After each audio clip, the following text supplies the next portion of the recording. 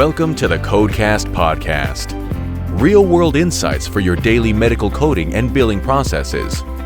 And now, here's your host, Terry Fletcher. Hello, everyone, and welcome to the Codecast podcast. My name is Terry Fletcher, and today we are now into October. It is the 155th episode of the Codecast. We are into the fourth quarter of 2020. With everything going on in the world, it's crazy to think we finally made it this far.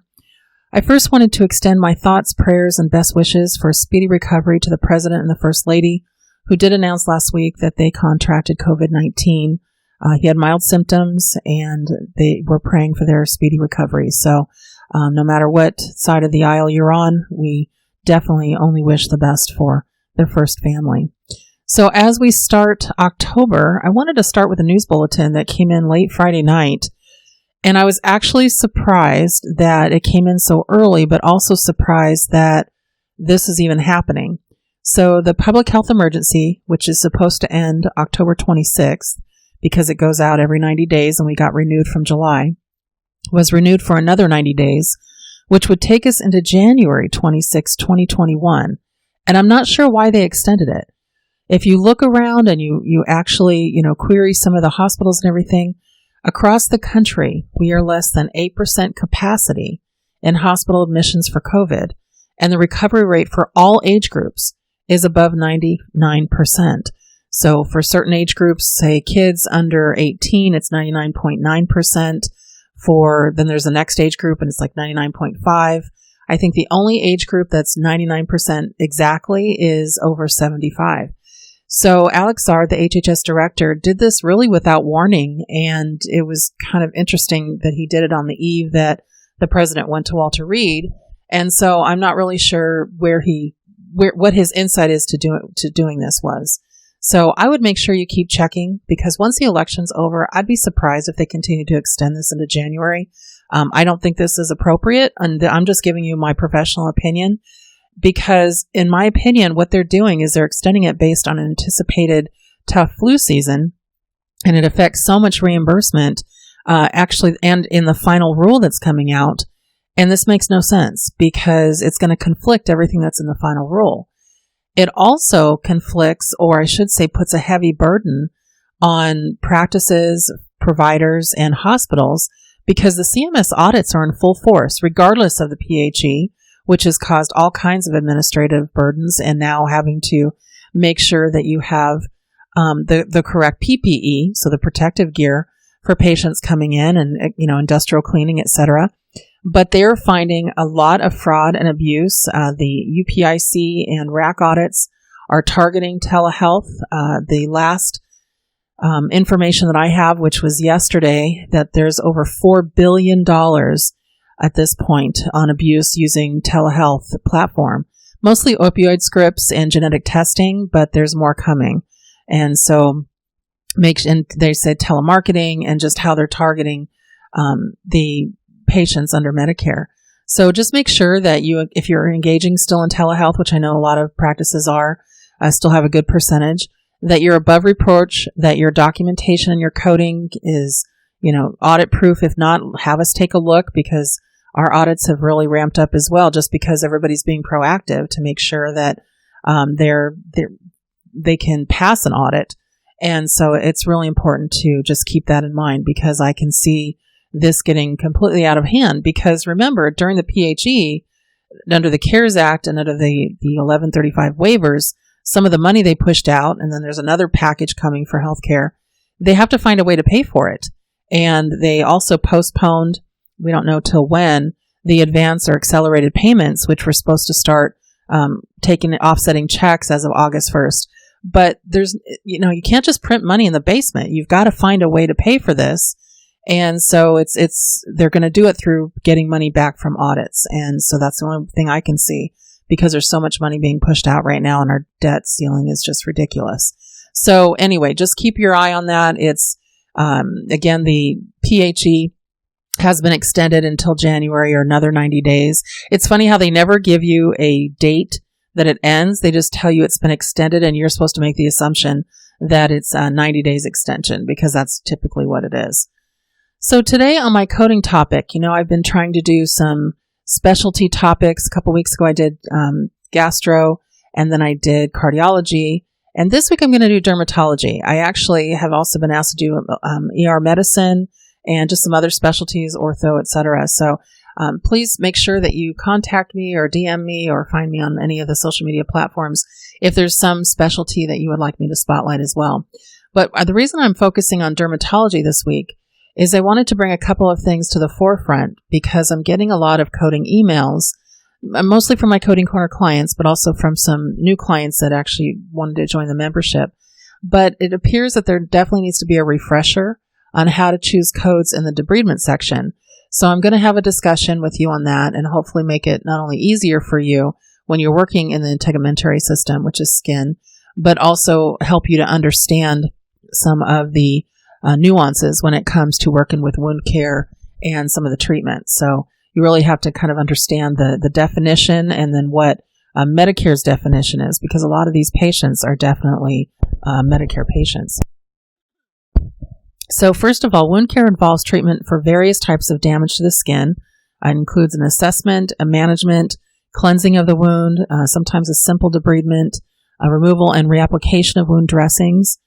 And you really have to understand some skin anatomy for wound care services as well, because there may be some length times width issues, how far you go down, things like that, and surface area issues. Also with active wound care procedures, this also involves removing devitalized and or necrotic tissue to promote healing. And I say that because that has to be in the documentation. Otherwise, it's not defined as active wound care. Medicare's definition of a debridement is, and I'll quote, the removal of foreign material and or devitalized or contaminated tissue from or adjacent to a traumatic or infected wound until surrounding healthy tissue is exposed. So that's what they're looking for. And they say codes must be assigned based on the deepest level of tissue debrided or removed first, and then the total surface second. So there's kind of a methodical way to look at how you're choosing your codes. So the codes on the debridement section really fall in the 11042 to 11047 series. And this describes the work performed during wound excisional debridement. And this can be performed at the patient's bedside, in the ER, in the operating room. It can be in your physician's office. But here's what you're looking for in the documentation. So you're looking for first the technique used. So was it scrubbing, brushing, washing, trimming, excisional? The instruments used. This is big. Okay, so scissors, scalpel, curette, brushes, pulse lavage. How are they getting that debridement to happen? And then the nature of the tissue removed. So slough, necrosis, devitalized tissue, non-viable tissue. All of these terms need to be within the report to understand what you're doing. The appearance and size of the wound. So is it fresh bleeding tissue? Is it viable tissue? And it's helpful to know the size or the landscape of what's going on. And then the depth of the debridement. So skin, fascia, or subcutaneous tissue, soft tissue, or did it actually go down to the muscle and the bone, or muscle or bone? So to determine the proper code first, consider the depth of the debridement. And this is determined by the deepest depth of removed tissue. And your physician has to outline that in the documentation. Keep in mind that the wound may extend to the bone, but only if subcutaneous tissue is removed, the depth of debridement is to the subcutaneous tissue. So again, it's the depth of debridement, not where the wound tends to, how deep that is. It's how far down you're going to actually debride some of that tissue. Then you select debridement codes, again, deepest level of tissue debrided, and then based on the measurement of the wound surface that was actually debrided.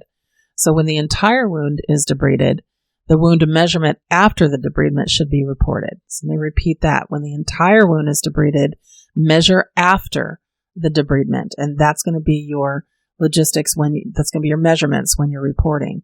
When multiple wounds are debrided at the same length, combine the debrided surface measurements of all same tissue depth wounds. So you would combine anything that's the same, and do not bill each wound separately, but document each depth wound separately.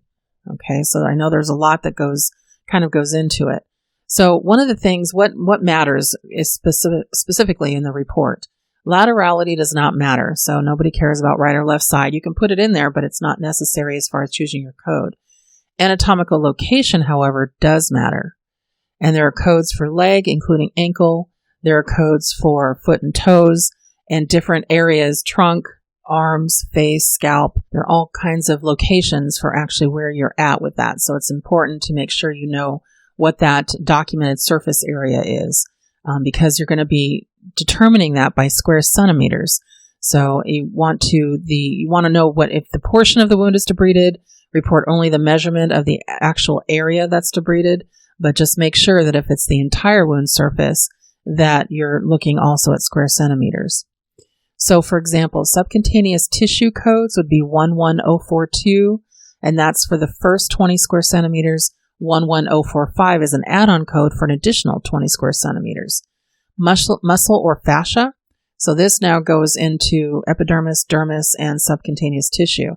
This goes down again 20 square centimeters or less, 11043, and then each additional 20 square centimeters or part thereof is 11046.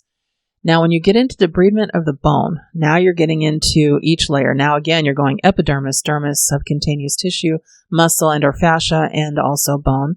Now you're in the 11044 to 11047. It's just, you keep getting deeper. So just know that the deeper you go, the different codes will change. So I'm going to start a coding question just so you can kind of understand this. So a patient with a 4 centimeter by 4 centimeter ulcer on his calf required a debridement of necrotic subcutaneous tissue. After the debridement was complete, the area measured 5 centimeter by 5 centimeter. Because the whole area was debrided, the code was based on the final measurement of 5 by 5 centimeters or 25 square centimeters. So what is that? Well, if you go back to the codes I mentioned, 11042 is debridement 20 square centimeters or less, and that's for subcutaneous tissue. And then remember, the 11045 says, now this goes into each additional 20 square centimeters or part thereof. Well, we're at 25, so a part thereof, I get now a 11045 add-on code. So for that one, I actually get that add-on code. But let's take that same patient, and let's change the parameters a little bit. So again, with the 4 centimeter by 4 centimeter ulcer on his calf, but over half the ulcer was healing. The surgeon stated that she debrided necrotic tissue on a 1 centimeter by 1 centimeter section. So this is now based only on 1 square centimeter. So now you only have the 11042.